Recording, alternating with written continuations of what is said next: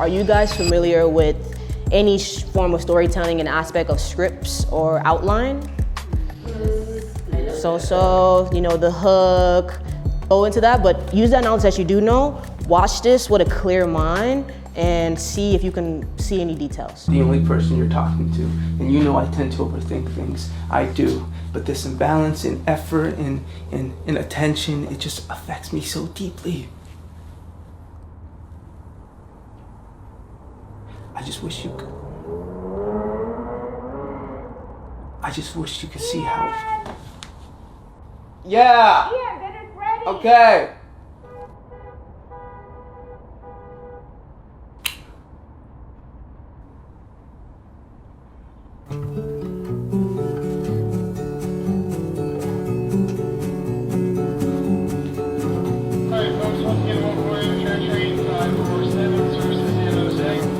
Is it bad to say I still love her?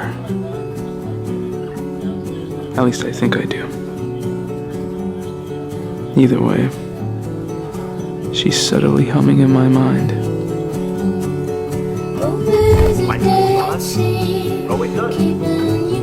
Dude, we're like the same exact person. Really? When's the wedding?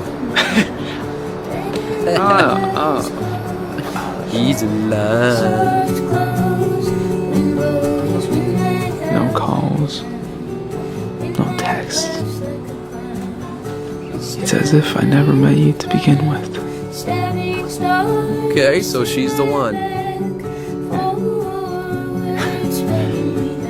How do you move on from a girl you never dated?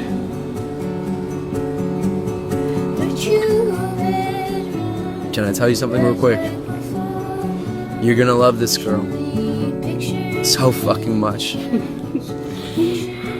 should mess with your hair. There's gonna be times when you hate her, and she'll hate you even more. And it might be over the dumbest thing. But if you genuinely believe she's the one for you, Ian, don't be stupid. Please.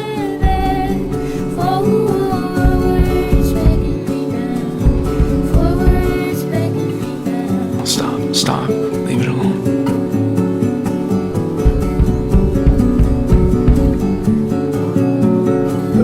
Okay?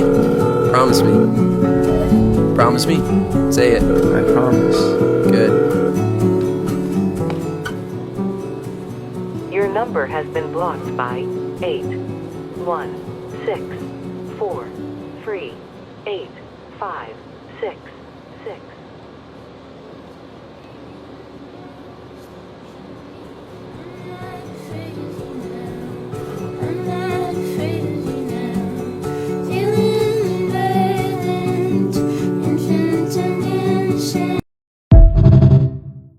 Where do you guys think what type of hook did you guys think it started off with? A visual, verbal, or a text hook? I would say a visual. Okay. I actually learned it from you. When they don't keep the camera steady but kind of have the camera all over the place, it kind of creates emotion. Okay. Actually just, when he was talking, they were showing his hands moving. So that caught my attention as well. Beautiful, beautiful. Anybody else? I thought the voice. Voice? I agree. Because nothing else was, I wasn't able to catch nothing else. Voice. I agree. It wasn't a clear. I think there was a play on both. For me, I kind of studied this a little bit. Well, I studied the clip a lot, and it played more so on, I feel, audio hook, because it started in the heat of the moment, like in almost like an argument with himself. The hands did work as well as a visual hook, but I don't know if the hands were just alone, I don't think it would have strongly pulled us in, just like how the audio added texture to it. I think it was more involved in the mirror. In the mirror? Yeah. Because it told me that the piece was going to be a matter of his own self-reflection. That's a different point of view. I would say that, I'm not gonna say it's not right or wrong. I would say that for me, I don't know if I would have stayed that long to see if he stayed into the mirror. Okay. Yeah. And what do you guys think for him a point of no return was? That's kind of like point two or midpoint in a story where a character or the protagonist has a feeling. It's like they can't go back. They already made a decision. What do you guys think that was in his story? His promise? I agree. He told his friends like, yeah, she's the one. And the ending, the climax was when he made the phone call and was like, we're gonna see what's up, but it was no resolve. It kind of was a resolve, but not really. It kind of left us. Yeah. So awesome. Cool beans. All right. So the scavenger hunt. For those who came to the scavenger hunt, we're going to play a little game in class today. For those who did not, it's okay. You could just follow along. You will need notes and pen and paper. Stacy and Tim gave me a good idea, and something that I overlooked when I was talking to you guys about pacing is that to get into the editor's mindset, you guys have to know the shots that you're looking at. And you guys may know close-up wide, but there's so many other shots, an array of shots that you guys should be looking for when you're editing, and you can keep your pacing in mind as well as with your story. If you're telling more of a heartfelt story, you might have more close-ups and detail shots, maybe more mediums, but very little wides unless you're showing the establishing location, right? But if it's more horror movie, there may be more wides because the location keeps switching, and then close-ups and mediums. So these shots matter with your pacing as well as with your storytelling. A wide shot is a full environment, shows where we are. A close-up, abbreviation is CU, is a face or detail, intensity, intimacy. A medium close-up is a chest to head, the workhorse. An extreme close-up is like an extreme close-up of extreme detail, uncomfortable closeness. A low and a high angle is when the camera's up here or down here. A medium shot is waist up, natural, conversational, over the shoulder, behind one person looking at another. POV, what the subject sees. So the camera's on me, and then the camera points to me looking at the plant. That's the POV of what I see. A two-shot, two subjects in one frame, relationship, a cut-in and a cut-away, a detail within scene, outside of the scene. So these are crucial for you to remember and see, because the videos that we're about to watch of the scavenger hunt, they use at least 6 of these shots. And I want to make sure that you guys can pinpoint at least how many shots that you've seen that they used. This practice was to get you guys to see the certain shots that, one, you guys need to be using in your own stories and your own content when you are creating it. And second, were for you to be able to identify other people's stories. So say, for instance, you aspire to be like a certain creator or some sort, and you look at their work and like, I wonder why they use this shot the most. Wes Anderson, he uses a lot of center frame type of shooting. When I was studying my film essays, people did a lot of film essays on Wes Anderson, as well as Kogonada. I don't know if you guys know him, but he's great.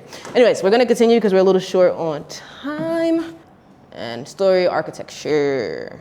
Okay, the bones beneath every story. Act 1 is about 25% of your story.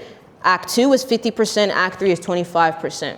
So whether you're doing content creation, short form, and even the aspect of a nonverbal film, these principles should still align. Your hook. Why should they keep watching? Open with the biggest loop first. In sensing event, first brush with conflict, they can still walk away, but they won't. And plot 1 is a point of no return. Full immersion begins. Act 2 starts here. So this is around where the midpoint is. Everything changes direction. The stakes double, but no going back. Plot 2, the darkest moment, everything is lost. It sets up for the final push.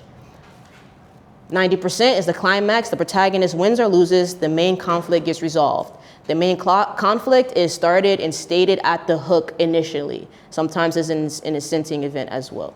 Okay, this is a diagram of what this will look like. The hook, that big word, first plot, and the first pinch point.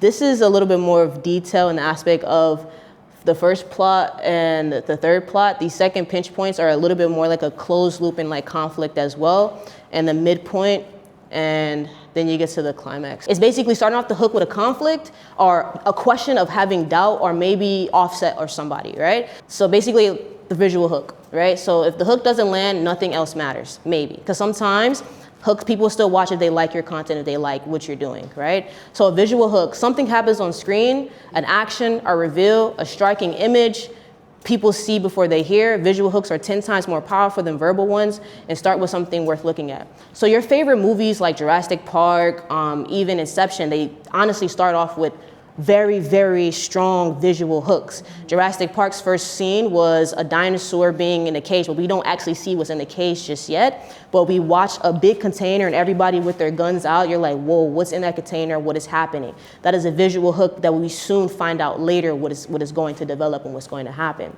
An audio hook, your first word earns the next. I would say that first film that we watch of the young man, that is an audio hook, because the dialogue was very intense. It's like an argumentative state. Yeah.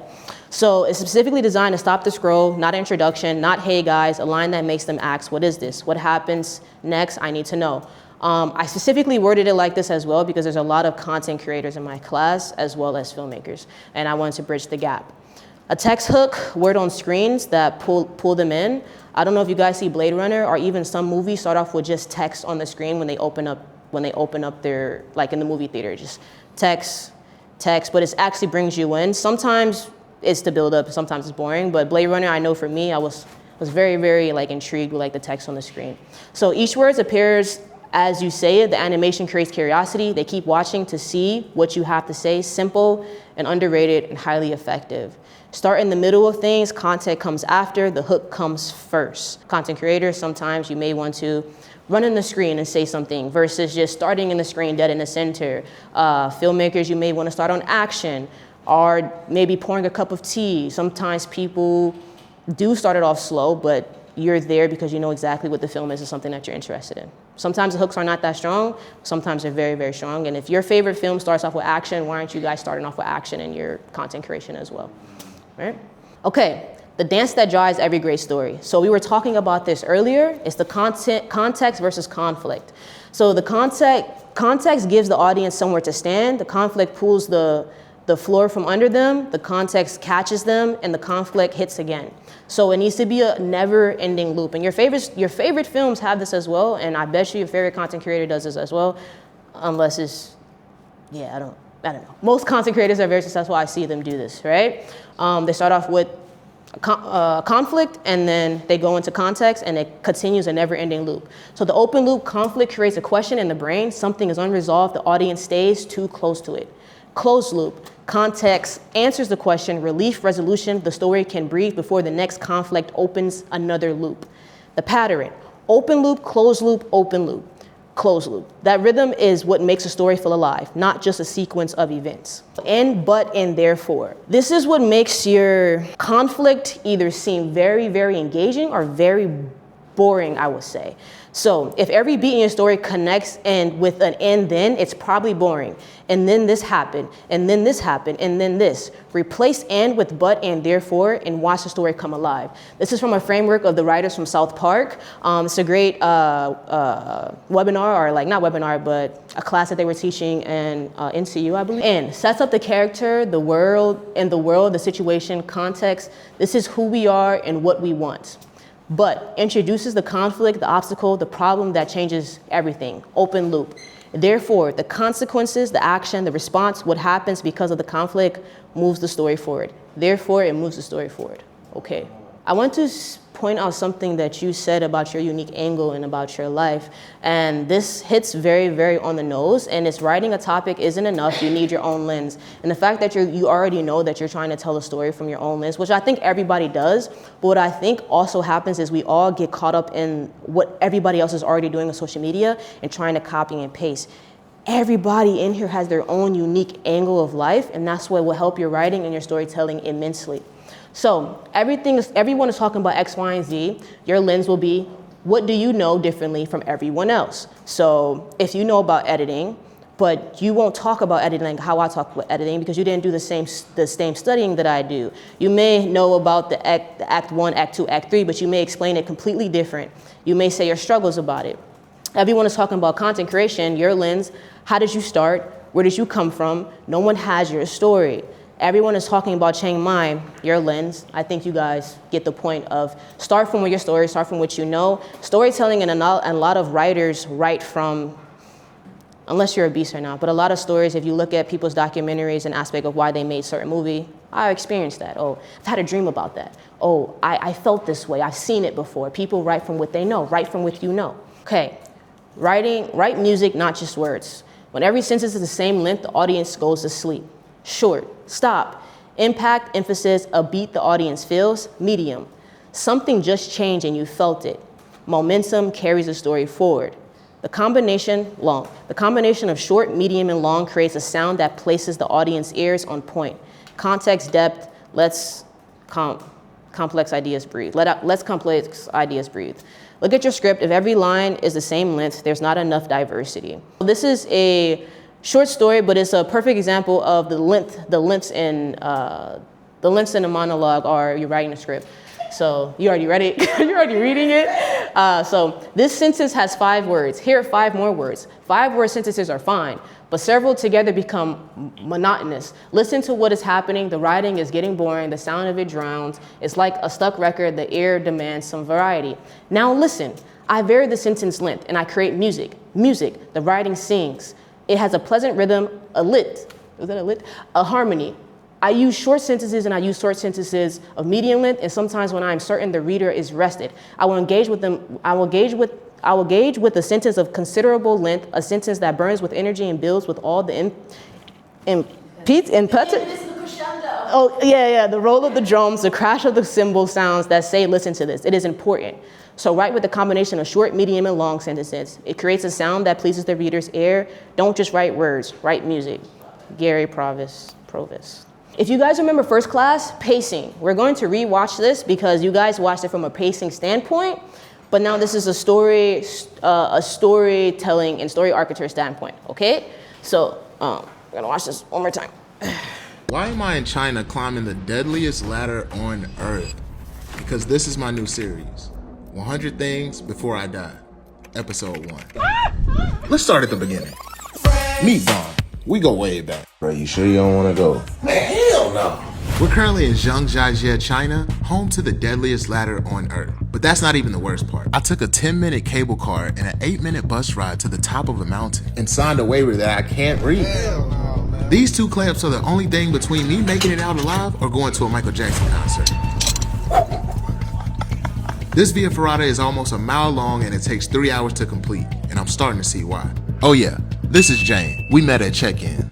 We're the only 2 people on the mountain who speak English. Luckily, she knows a little Chinese too. Is that a tightrope? At this point, if I die, I die. What they do? What I look like swinging from a cliff. I would never risk my life.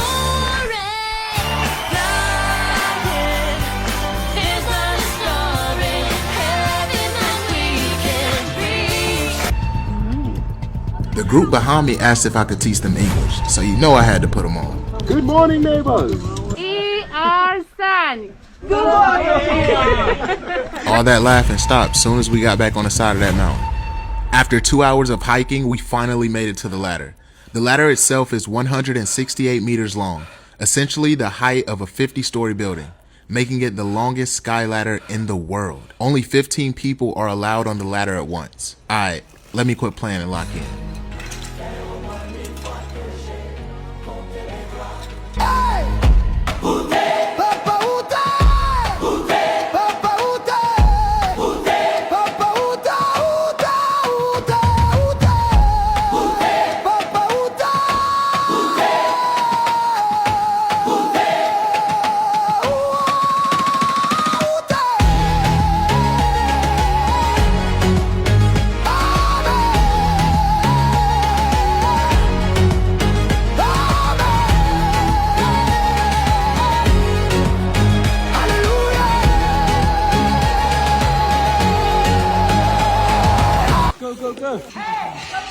Bad news. Jane's afraid of heights. Reinforcements had to come and carry her to the top. Rewind the video and you will see. We were only a quarter of the way up. The sun is about to set and still 6 groups behind us. Not to mention the wind was kicking up, so the ladder was unstable.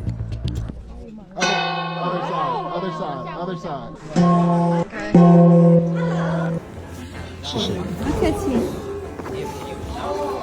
Yes, sir. Dream bigger. Dream child.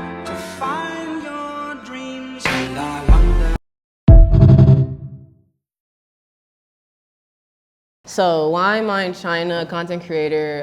This video did really, really well. I would say the first hook that brought me in was action, in which was the open ladder shot, mid-action. Content comes after you're asking, what is this, before you know anything. Open loop, why am I in China? It's stated at the start, unanswered until the end. The brain cannot rest until it closes, which is the open loop. The end, about, and therefore, he's in China and about to climb the world's largest ladder, but Jane is afraid of heights and the ladder is unstable, therefore he doesn't climb alone. But context, he's climbing with people, but the person that he did know, it's like she got scared and then blah, blah, blah. So story lens, not a travel video, not a challenge video, a video about fear, commitment, and unexpected connection. That lens is why it spread. The rhythm, fast cuts during banter, slow silence when he looks down, long hold before the climb. The music changes with every emotional gear shift. The music changes a lot, and that's what we were talking about in the last context when we were talking about pacing. Listening to the tone of his voice, the rhythm, the music, and the cuts. Yes? So, Yeah.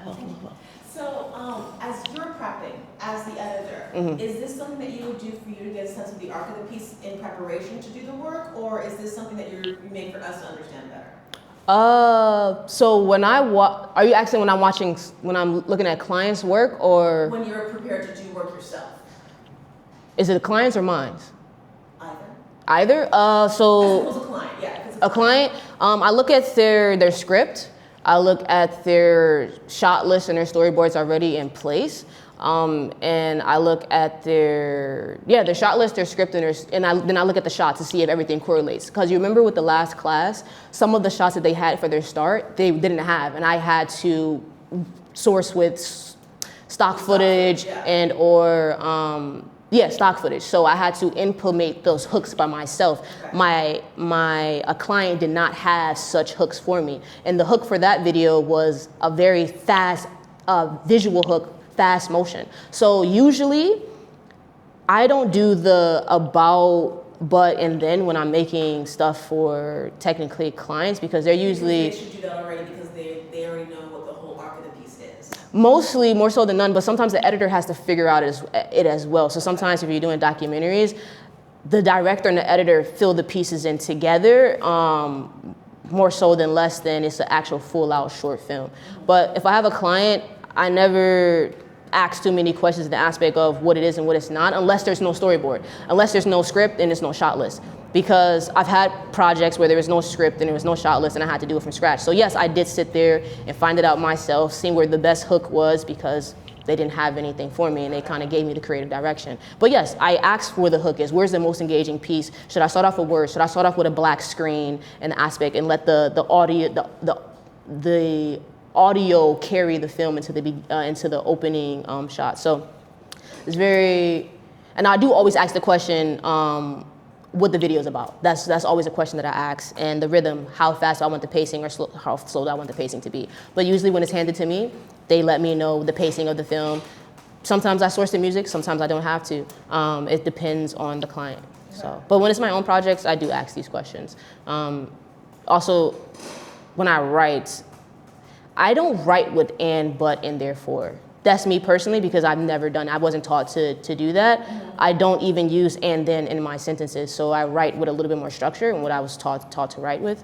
A little bit more following a character and the pacing of it, if that makes sense. So, but yeah, when I started teaching content creation, this then came in because when you study it, you hear a lot of and then, and that's not something that would keep somebody engaged in your, yeah. Awesome. Okay, now use it on yours. If you guys are having a project coming up or you had a last project, when you look at your last project or a project coming up that you're working on, where's your open loop? The question your audience can't leave unanswered.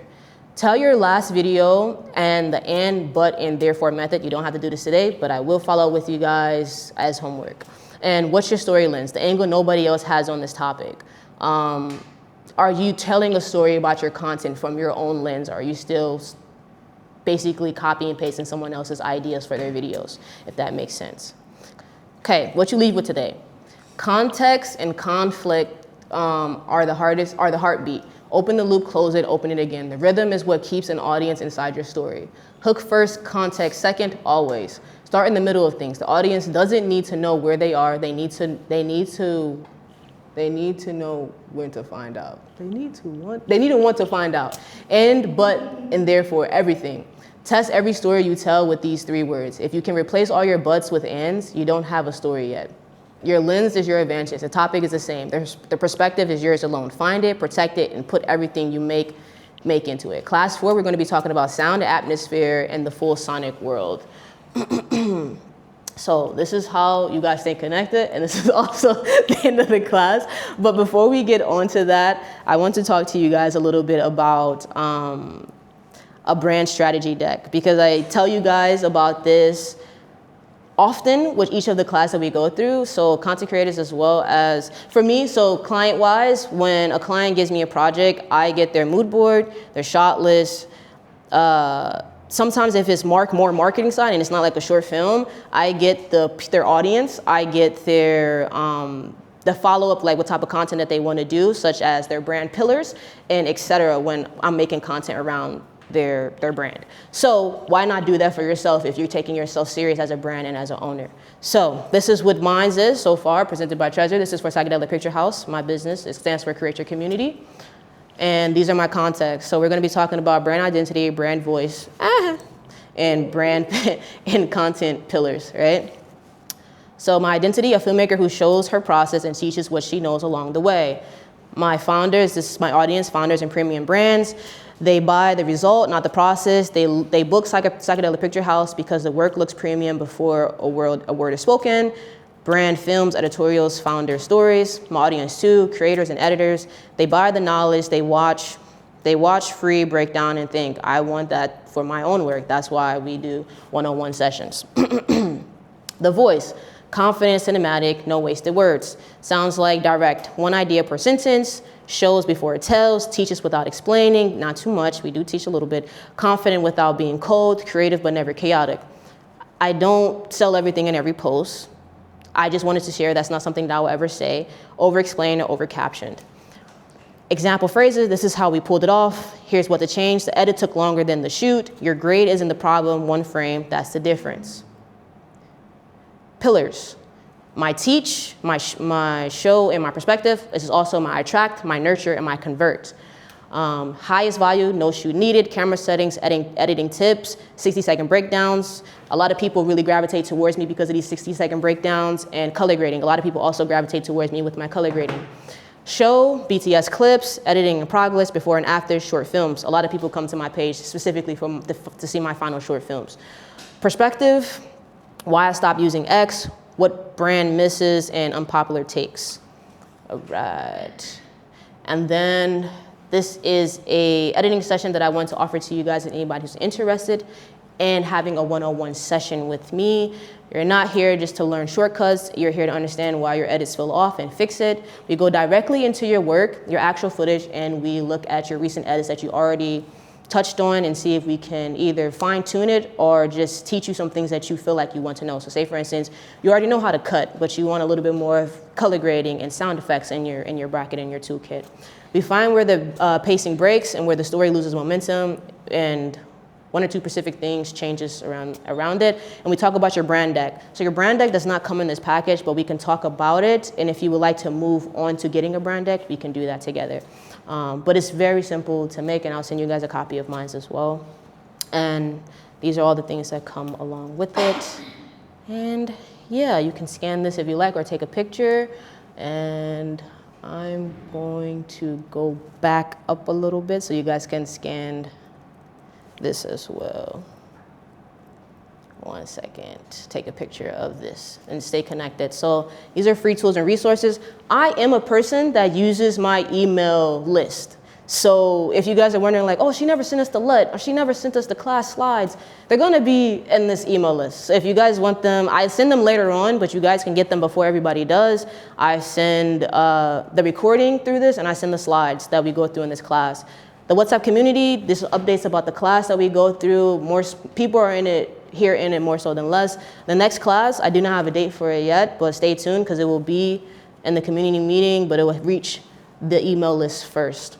Does anybody have any questions? I know that was a lot of information. Okay.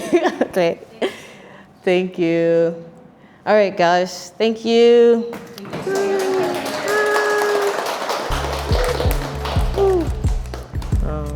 But yeah, what do you call it? Honestly, dude, you guys connect, get Instagrams, connect with your community, network, you know what I mean?